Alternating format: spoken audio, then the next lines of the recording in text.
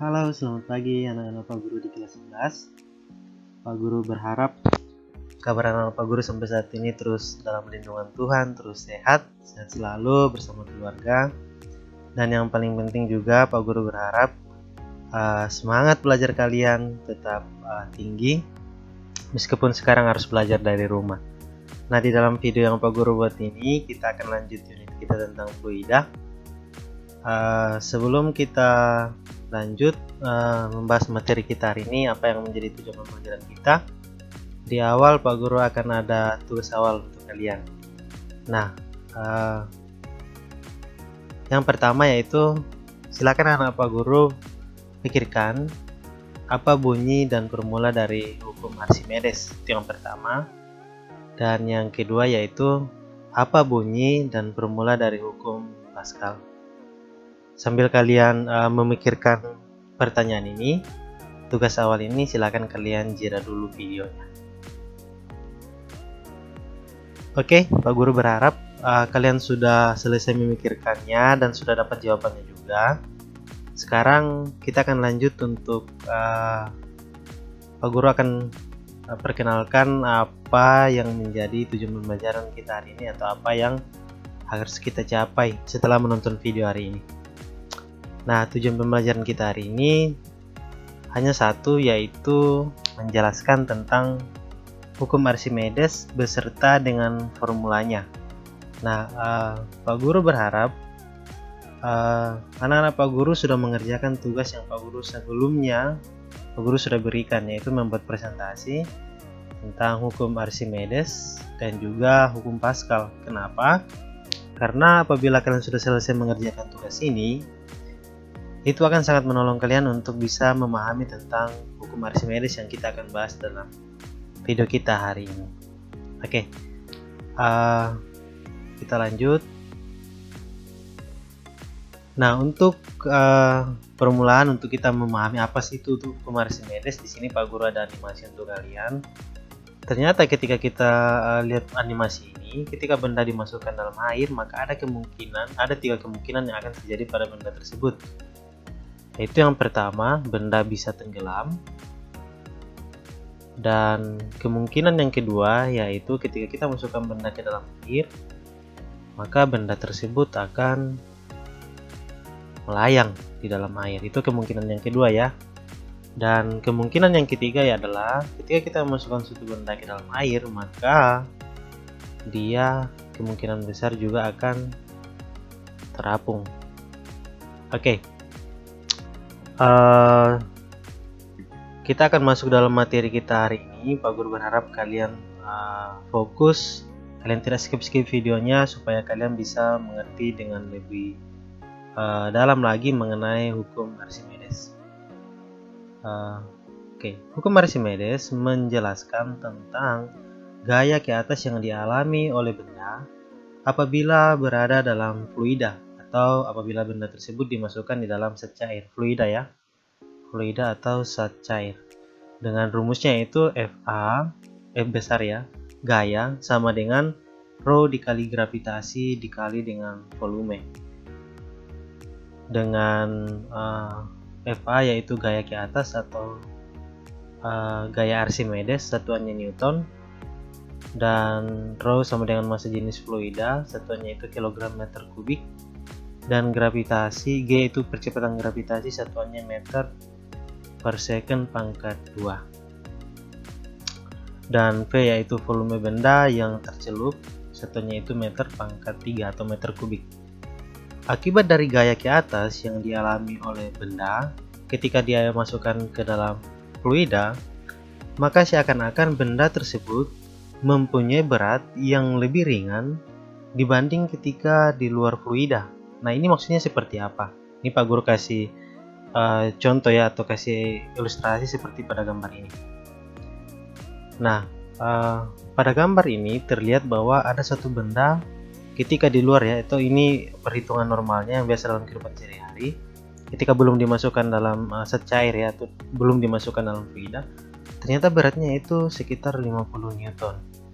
Nah, coba kita lihat apa yang terjadi pada berat benda ini ketika dia dimasukkan dalam air. Nah, ternyata ketika dimasukkan ke dalam air, ternyata berat benda ini menjadi berkurang, yaitu menjadi lebih ringan ya, yaitu menjadi 35 Newton. Dari 50 Newton ketika dimasukkan dalam air, dia berkurang menjadi 35 Newton. Ini yang dikatakan seakan-akan benda menjadi lebih ringan dibanding ketika dia berada di luar fluida. Nah, mengapa hal ini dapat terjadi? Itu dapat disebabkan karena gaya ke atas yang tadi kita pelajari. Jadi ketika suatu benda dimasukkan dalam zat cair, maka benda tersebut akan mengalami yang namanya gaya ke atas yang diberikan oleh fluida di dalam contoh dalam sistem ini. Hukum Archimedes berbunyi, sebuah benda yang tercelup sebagian atau seluruhnya di dalam fluida, benda tersebut akan mengalami gaya ke atas yang besarnya. Ini yang Pak Guru berharap anak-anak Guru pahami, besarnya sama dengan berat fluida yang dipindahkan. Oke, nah kita akan masuk dalam pembahasan mengenai mengapa suatu benda bisa mengapung, mengapa benda bisa tenggelam, atau mengapa benda bisa melayang di dalam air. Ini pertanyaan mungkin beberapa dari anak-anak Pak Guru sudah tahu, tetapi dengan dalam video ini Pak Guru akan jelaskan lebih lagi secara matematis. Oke, yang pertama itu benda mengapung. Mengapa benda dapat mengapung di dalam air? Nah, benda dikatakan mengapung apabila hanya sebagian dari benda yang tercelup ke dalam air. Nah, seperti itu ya. Jadi benda dikatakan mengapung apabila hanya sebagian dari benda tersebut yang tercelup ke dalam air. Nah, ini contoh gambarnya. Nah, kalau kita lihat di sini ada sebagian benda yang di dalam air dan sebagian lagi dari benda tersebut tetap ada di atas permukaan air. Benda dapat mengapung dikarenakan berat benda atau W dari benda tersebut lebih kecil daripada gaya angkat. Jadi ketika benda tersebut beratnya lebih kecil daripada gaya angkat di dalam zat cair ini, maka benda tersebut akan mengapung. Secara matematis dapat kita tuliskan berat benda lebih kecil dari gaya angkat ya, atau berat benda yaitu mb massa benda dikali gravitasi, dan gaya angkat yaitu massa fluida zat cair ini dikali dengan gravitasi, atau sama dengan rho dari benda, massa jenis dari benda dikali dengan volume benda dikali dengan gravitasi, lebih kecil dari massa gaya angkat itu ya, yaitu massa jenis fluida dikali volume fluida dikali dengan gravitasi. Oke. Nah, atau rumus akhirnya yaitu massa jenis benda dikali volume benda lebih kecil atau ya lebih kecil dari massa jenis fluida dikali volume fluida. Nah, gravitasinya hilang ya, karena sama maka kita hilangkan. Atau bisa menjadi massa jenis benda dibagi dengan massa jenis fluida sama dengan volume fluida dibagi dengan volume benda. Nah, inilah mengapa benda bisa mengapung, oleh karena mengalami atau karena beratnya lebih kecil daripada gaya angkatnya. Nanti kita akan lebih detailnya, kita akan bahas di dalam contoh soal. Oke, selanjutnya kita akan membahas mengenai mengapa benda dapat melayang. Oke, yang pembahasan yang kedua itu benda melayang. Mengapa benda dapat melayang? Nah, jika seluruh bagian benda berada dalam zat cair, namun benda tersebut tidak sampai menyentuh dasar zat cair, maka dapat dikatakan bahwa benda tersebut melayang. Jadi ini suatu tadi ya, dari kalau kita lihat nanti kalian bisa ulang lihat video animasi yang tadi Pak Guru di awal itu, ada benda ketika dimasukkan dalam air dia tidak muncul di permukaan, tetapi dia juga tidak, intinya dia di tengah-tengah dari zat cair itu, dia tidak muncul di permukaan, dia juga tidak sampai pada dasar zat cair tersebut, tapi dia dalam posisi melayang. Benda dapat melayang apabila berat benda sama dengan gaya ke atas pada zat cair. Jadi ini adalah kuncinya ya. Oh, ternyata kenapa benda terdapat melayang ketika dimasukkan di dalam air itu karena berat dari benda itu sama dengan gaya ke atas di dalam zat cair itu. Nah, secara matematis dapat dituliskan WB atau berat benda sama dengan gaya ke atas. WB sama dengan gaya ke atas. Atau massa benda dikali gravitasi sama dengan massa fluida dikali dengan gravitasi. Atau massa jenis benda dikali volume benda dikali gravitasi sama dengan massa jenis fluida dikali dengan volume fluida dikali dengan gravitasi. Sebelumnya Pak Guru mau menjelaskan volume fluida di sini, volume fluida yang dimaksud di sini adalah volume benda yang tercelup ke dalam air. Jadi itu yang disebut dengan volume fluida. Jadi volume fluida itu adalah volume benda yang tercelup ke dalam air. Nanti di contoh soal Pak Guru akan jelaskan lebih detailnya. Atau sama dengan massa jenis benda dikali volume benda sama dengan massa jenis fluida dikali dengan volume fluida. Atau gambarnya dapat seperti ini ya. Benda dikatakan melayang jika seperti ini. Dia berada pada, tidak harus di tengah-tengah, tetapi intinya dia tidak menyentuh dasar dari zat cair tersebut, tetapi juga dia tidak sampai muncul di permukaan. Jadi dia posisinya seperti ini. Oke, itu untuk benda melayang. Oke, yang ketiga yaitu benda tenggelam. Bagaimana ini kayak orang yang belum bisa berenang ya, satu kali terjun ke dalam air bisa bahaya tenggelam. Nah, benda tenggelam itu seperti apa? Benda dikatakan tenggelam jika benda berada di dasar zat cair. Sebuah benda akan tenggelam ke dalam suatu zat cair apabila gaya ke atas yang bekerja pada benda lebih kecil daripada berat benda tersebut. Jadi, ketika kita memasukkan satu benda ke dalam air dan ternyata beratnya itu lebih besar daripada gaya angkat di atas yang ada dalam zat cair tersebut, maka otomatis benda tersebut akan tenggelam. Oke. Secara matematis kita dapat tuliskan WB lebih besar atau massa benda lebih besar dari gaya angkat ke atas, atau massa benda dikali gravitasi lebih besar daripada massa fluida dikali gravitasi, atau massa jenis benda dikali volume benda dikali gravitasi itu lebih besar dari massa jenis fluida dikali volume fluida dikali dengan gravitasi. Atau rumus akhirnya yaitu massa jenis benda dikali volume benda lebih besar dari massa jenis fluida dikali dengan volume fluida. Gravitasinya hilang ya, karena kan nilainya sama. Atau gambarnya dapat kita tunjukkan seperti ini. Ini bentuk benda ketika dia dimasukkan dalam air dan dia sampai pada dasar zat cair tersebut.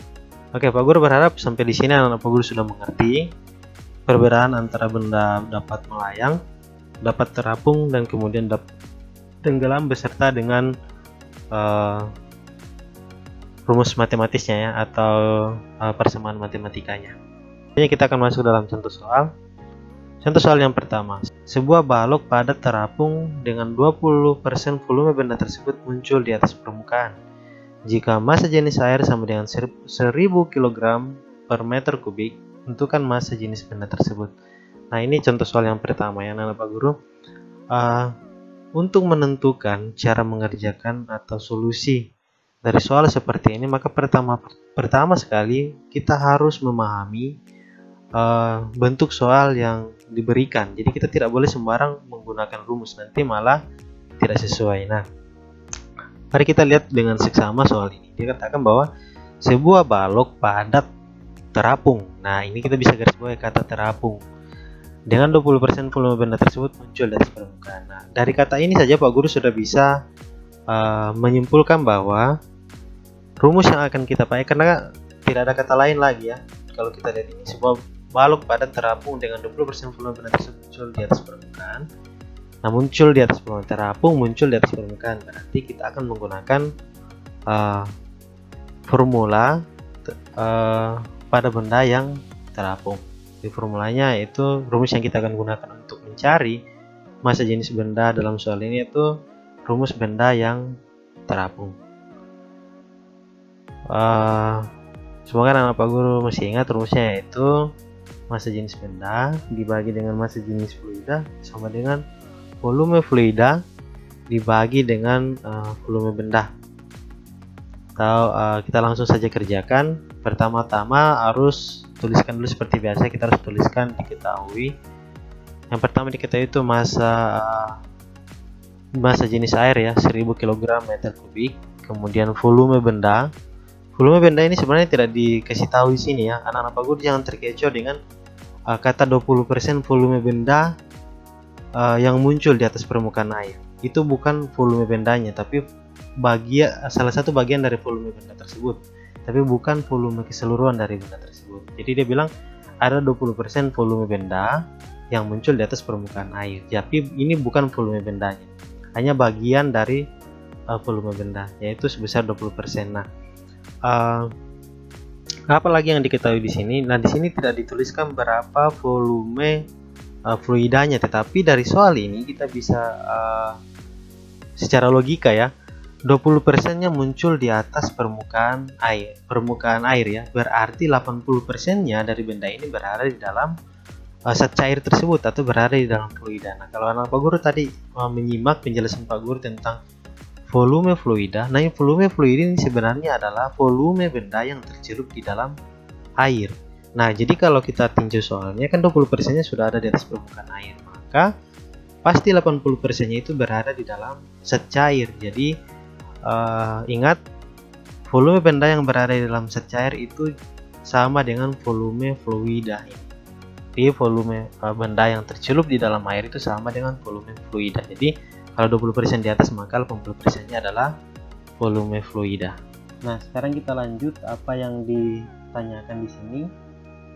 Yang ditanyakan dan kita akan cari tahu yaitu massa jenis bendanya. Jadi massa jenis air atau massa jenis fluida sudah diketahui. Sekarang yang kita akan cari tahu yaitu massa jenis bendanya. Langsung saja kita jawab. Pertama-tama kita masukkan rumusnya, yaitu massa jenis benda dibagi dengan massa jenis fluida itu sama dengan volume fluida dibagi dengan volume benda. Langsung kita substitusi saja nilai-nilai yang sudah kita ketahui.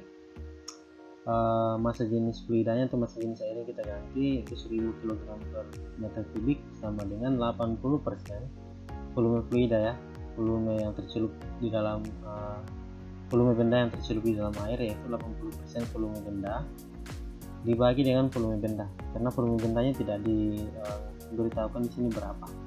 Oke, volume bendanya jangan terkecoh dengan volume benda yang muncul dari permukaan air ini ya. Sekali lagi Pak Guru ingatkan. Oke, lanjut. Atau volume bendanya menjadi 80% volume benda dikali ini pindah ke sana ya. 1000 kg ini masuk ke dalam, jadi 80% volume benda dikali dengan 1000 kg per meter kubik dibagi dengan volume benda. Ini mati ya, volume benda itu dicoret saja. Jadi sisa 80% dikali 1000 kg per meter kubik, hasilnya adalah 800 kg meter kubik. Jadi ini adalah hasil yang kita peroleh ya. Berarti massa jenis benda yang tercelup 80%-nya volumenya tercelup ke dalam airnya adalah sebesar 800 kg meter kubik. Pak Guru berharap anak-anak Pak Guru dapat menyimak ini dengan baik. Sekali lagi kalau anak-anak Pak Guru belum mengerti dengan jelas, bisa diulang lagi videonya atau bisa langsung nanti bertanya ke Pak Guru. Oke, lanjut. Ini contoh soal yang kedua. Massa jenis air laut yaitu sebesar 1025 kg meter kubik. Hitunglah volume batu yang tercelup ke dalam air laut jika berat air laut yang dipindahkan oleh batu sebesar 4 Newton. Nah, sekarang pertanyaannya, untuk soal seperti ini kira-kira kita akan pakai rumus yang mana? Massa jenis air diketahui yaitu sebesar 1025 kg meter kubik.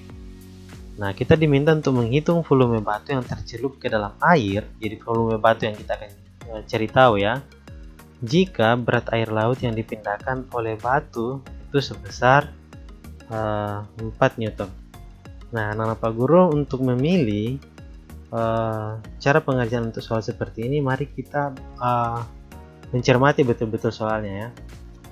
Di sini ada kata dipindahkan. Nah, kalau Pak Guru ingat lagi ya, kalau Pak Guru kita ingat, hukum Archimedes berbunyi, sebuah benda yang tercelup sebagian atau seluruhnya di dalam fluida mengalami gaya ke atas. Mengalami gaya ke atas yang besarnya sama dengan berat fluida yang dipindahkan.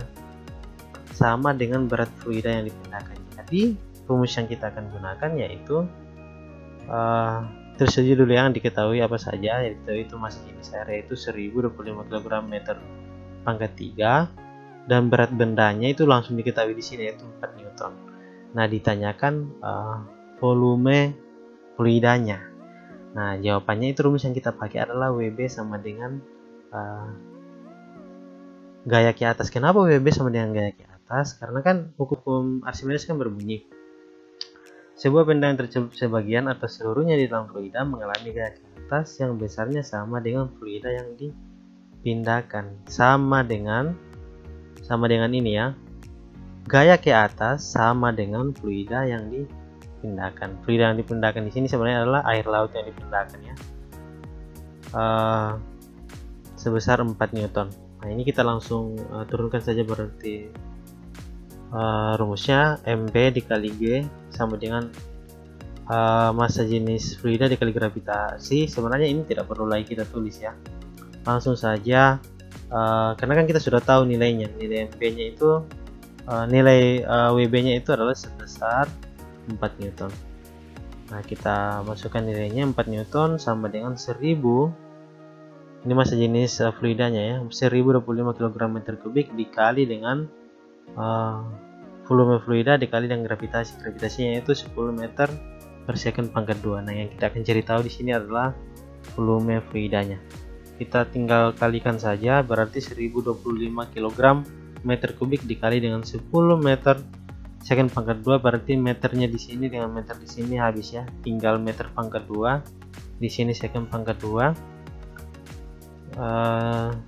Jadinya itu 4 Newton sama dengan 10.250 kg meter pangkat 2 second pangkat 2 dikali dengan volume fluida, atau sama dengan 4 kg meter per second pangkat 2 dibagi dengan 10.250 kg meter pangkat 2 dikali second pangkat 2. Hasilnya itu sekitaran 0,00039 di 0,0039 kg meter per second pangkat 2 per kilogram meter pangkat 2 second pangkat 2. Nah, volume berarti nanti intinya sisanya harus satuannya itu meter kubik ya, karena volume. Jadi satuannya nanti pastikan meter kubik. Nah, bagaimana? Kita harus turunkan lagi kilogram meter ya, kilogram meter per second pangkat 2 dikali, ini naik ke atas berarti meter pangkat 2 second pangkat 2 dibagi dengan kilogram. Nah, ini berarti kilogram mati, second pangkat 2 second pangkat 2 mati, meter dikali meter pangkat 2 sisanya adalah meter kubik ya, atau 3,9 dikali 10 pangkat minus 4 meter kubik. Jadi volumenya adalah, nah, kita dapat volume dari benda yang tadi dari soal yang kita cari tahu yaitu sekitaran 3,9 kali 10 pangkat minus 4 meter kubik. Oke, untuk contoh soal yang kedua, Pak Guru berharap anak-anak Pak Guru juga dapat menyimaknya dengan baik. Oke, kita lanjut di contoh soal berikutnya, itu contoh soal yang ketiga. Contoh soal yang ketiga ini, sebuah batu dengan volume 1 meter kubik tercelup seluruhnya ke dalam air dengan massa jenis 1000 kg per meter kubik.